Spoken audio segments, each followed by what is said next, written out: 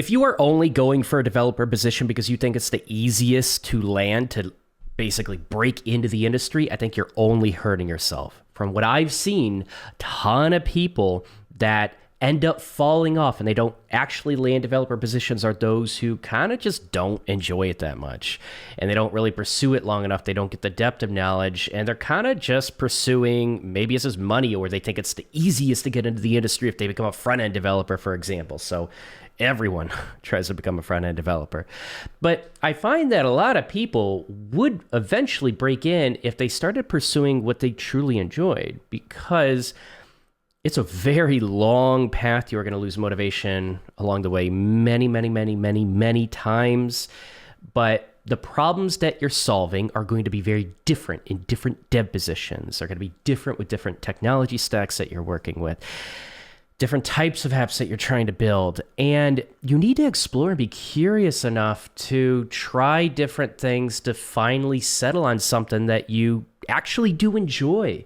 So many developers are just trying to pursue a path that they aren't excited to wake up and learn more about. They're not excited to wake up and work on the projects that they got to build to be hireable for that type of deposition. A ton of people are just giving up because they're not allowing themselves to just become a better programmer, a better software engineer who is curious, who tries different things, who tries different languages, who builds different things, and just wants to solve things with technology. A lot of us back in the day would just kind of be fascinated with technology in general. And we, even when you built your first PC and just figuring out how to do that and get it set up properly, and it was just like, it was yours.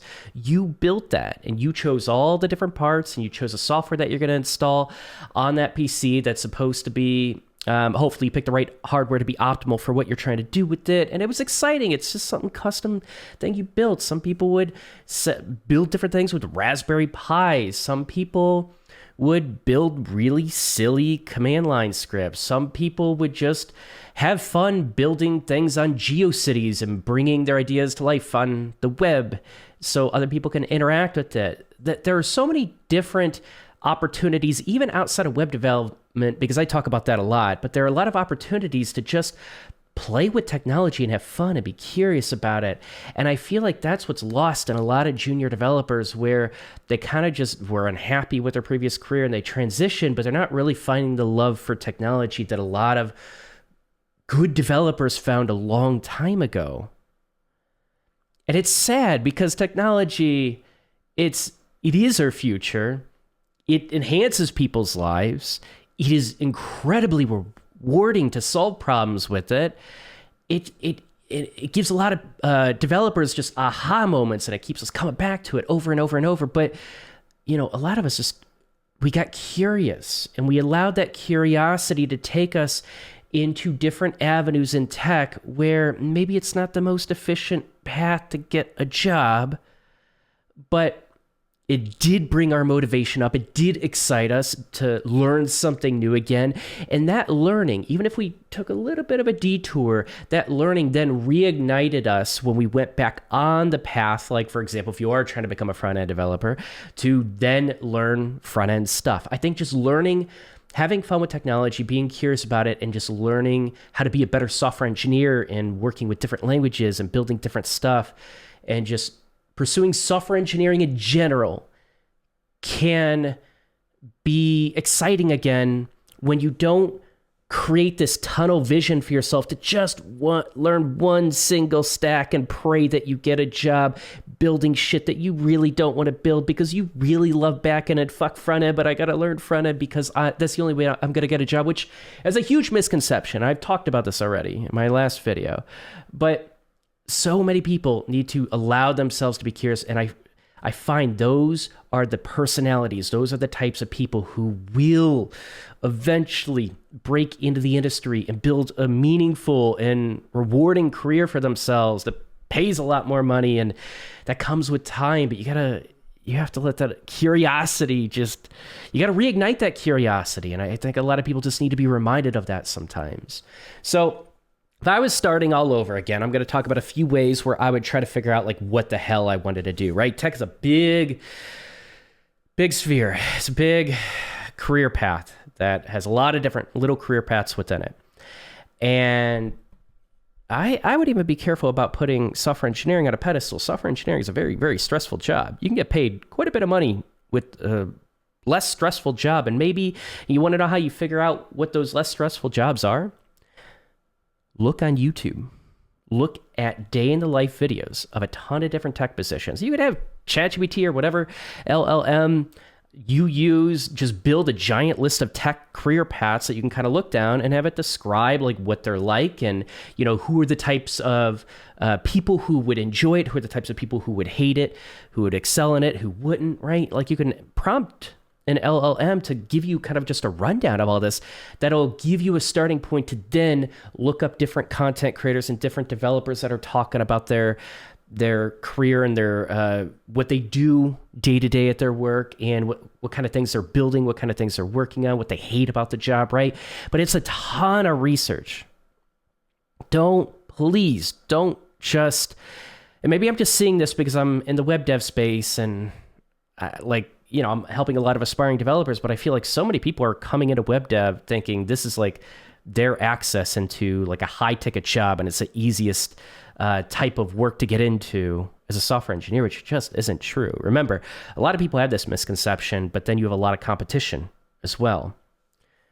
So I would honestly get that rundown. You could ask friends, you can ask family. If you know anyone in the industry, you could talk to them about it. And, challenge them not to just give you a watered down version or kind of just like a happy path version of their job. Like, what are the shitty parts of it? What do they hate? What do they wish were different in their position? Like if they were going for a new position, what would they want to aim for? And does that exist in that type of position? Or are they thinking about moving? Why are they thinking about moving? Just having conversations with people that you meet at different tech meetups, you meet online, different Discords, online hackathon events, just like having these conversations with a ton of people online is a really easy and accessible way to start getting some insight into what you might enjoy as you're listening to all of these people. A lot of people would really benefit from just having a huge playlist of these videos of different people in different positions talking about like what it even took to become this, or like wherever they are, what it took to actually get to where they are. But day in the life videos, and not cheesy latte on the rooftop videos, but I'm talking about like people breaking it down and being real with you. Like, what is it really like to work this position? And I would be careful about the overly optimistic people and the overly pessimistic people, or get a balance of both. But try to find people who are going to be grounded enough to be able to give you the pros and cons. That's what I find the most insight with. But it's watching a ton of these videos. It's doing a bunch of research into what it might take to get this type of position and the types of things that you're going to be building and working on. Do any of these appeal to you? Like, a lot of people want to become developers. Why? When I ask that question, why? It's like, there are a lot of really bad answers to that question. A good answer isn't, I want to make more money. A good answer isn't, well, that's the main bad answer that I hear a lot. And those people usually end up failing. They don't break into the industry because it requires so much time investment that that reason of, I just want to make more money, isn't motivating enough. You have to enjoy what you're going with. You can make a lot more money in different tech positions, but you have to find what you truly enjoy. And that happens over time, and you can pivot over time, years, even into your career. You can slowly start transitioning as well, but you can start trying to get a little bit of an inkling of just the types of things that you kind of enjoy, that you don't feel like you're forcing yourself to learn, and that you never feel motivation with. Like, if you never feel motivation, you're not inspired to learn what you're learning, why are you learning it? That's crazy to me. Like, and I would even argue a lot of people need to get off the linear path of like, okay, when I get this like giant tutorial or this giant Udemy course that's telling me to do this step by step by step by step, if you're just getting bored with it, man, like, it's okay to go off the beaten path It's okay to pivot a little bit and try different stuff. It'll reignite that passion in you. But again, you have to be curious enough to just go out of bounds a bit and try different libraries and different languages that might not be the most marketable in your area. That's okay. A lot of other people look at a ton of different positions of like, there are a ton of Java positions in my area, and so I got to learn Java. No. I think the research initially is good. So like building a spreadsheet of a ton of open positions and their tech stacks and what their requirements are, like for 100 or 250 positions in kind of like your local big cities or something like that. You're at 250, you're probably going to expand outside of that. But building a spreadsheet just to be aware of what companies are hiring for is valuable, but you shouldn't necessarily go for like the most popular job posting. You might hate Java. I think it's completely okay to try it and build something with it. But if you are the type of person that just forces yourself to go through learning a language that you don't like because you think it's the most marketable, you are the type of person I see give up. Oh, by the way, if you're trying to become a front-end developer, I highly recommend you check out Scrimba. I'm specifically talking about their front-end developer career path. They have a fun, interactive way to learn how to code and become a web developer. And while that's true, that's not the main reason that I want to promote them, honestly. The main reason is their curriculum is solid. There are a lot of curriculums that do not prepare people to actually be competitive in the market, and I've reviewed a ton of programs, and to this day, it is still one of my favorites and one of the best front-end curriculums out there for self-taught developers. And they're backed by MDN, a leading and well-respected resource in the developer community, and I actually personally run my own mentees through the program to prepare them for front-end developer jobs. And if you choose to sign up via my affiliate link below in the description, you actually get 30% off if you sign up for a paid plan, but you have to sign up by the end of February to take advantage of that because it expires after that. Anyways, check it out for yourself. What do you have to lose? And let's get back to the topic. So many people give up because they are seeking just more money and going for what they perceive to be the most marketable position without forgetting that so many good software engineers are good software engineers because they're fucking curious and they explored a ton. They didn't go down a super linear path. They tried a bunch of different things until they settled on something and then they fucking doubled down with it. You can make a lot of different money with most marketable technologies. You have choices. You don't have to go for the most popular one. And then you can, when you do a little bit of market research of like what is popular too, you can look at what types of companies are hiring. Maybe a ton of like old school, kind of like non-tech companies are hiring for a specific language, even though there's a lot of positions open with that.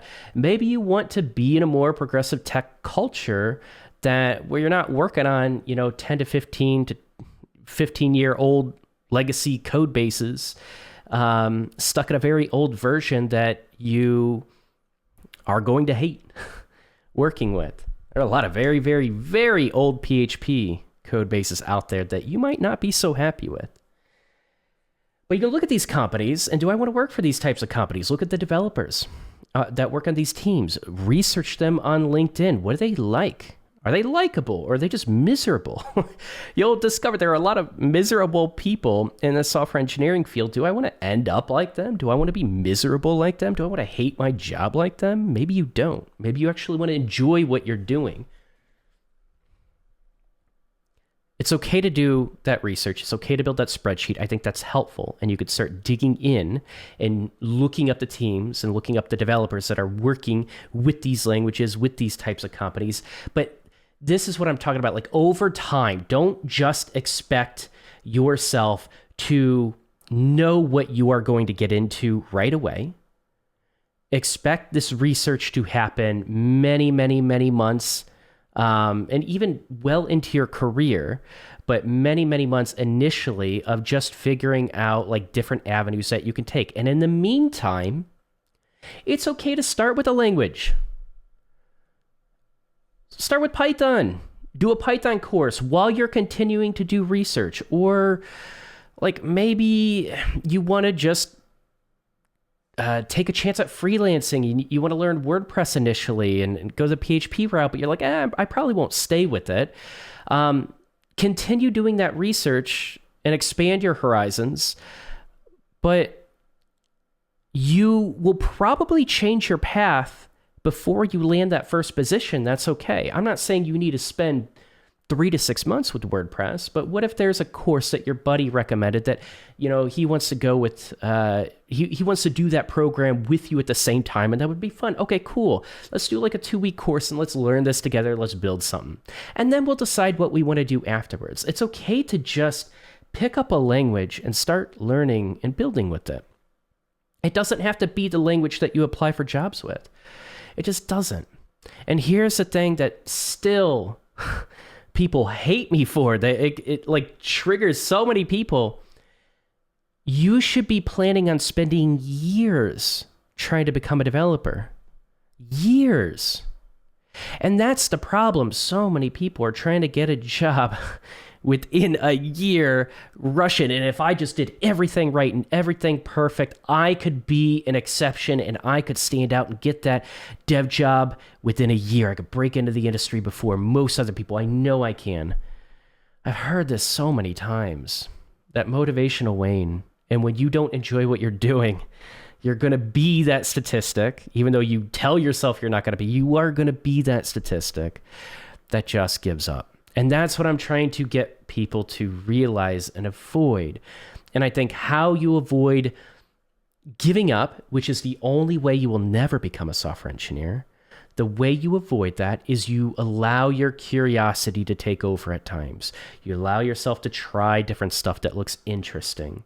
You allow yourself to be open-minded to what other people are saying about their day in the life and what they think the industry is kind of turning into. For better or worse, you keep watching videos and listening to developer stories. You meet other developers along the way. You have these meaningful conversations where you teach each other about like what you've gone through and your opinions that you've formed, even if it's with the other aspiring developers. What have they discovered? What content creators have they looked up and like really respect, and why? Why do they respect that content creator's opinions? Like, and who is this content creator? What was their position? Are they still in the industry? What's that like? But it's about keeping your mind open that software engineering is a huge field, and becoming a good software engineer is about learning a lot of different things, a lot of different paradigms, ways of doing things. And with different languages, different ecosystems, there are going to be different conventions. You're going to have different cultures, different opinions. And you might have different dev cultures that are more appealing to you, right? You might have a more memey culture, or you might have a more like sensitive and soft culture with different languages. What appeals more to you? That takes time to flush out and discover, but if you want to speed that up as you are continuing to learn something, always learning something and moving forward and getting good in that ecosystem, and you could always carry that into another language, another ecosystem, but always doing something while you continue to do research, meet other people, and have conversations. This is how you start paving your way in tech. Highly encourage you, if you haven't already, expand the amount of time that it's going to take to become a developer to, I wouldn't say well over 2 years, but to over 2 years. If you're not even willing to do that, this is where I see people get frustrated. So I wrote a bunch of notes that I didn't go over. So I'm going to just check to see if I have anything else to add.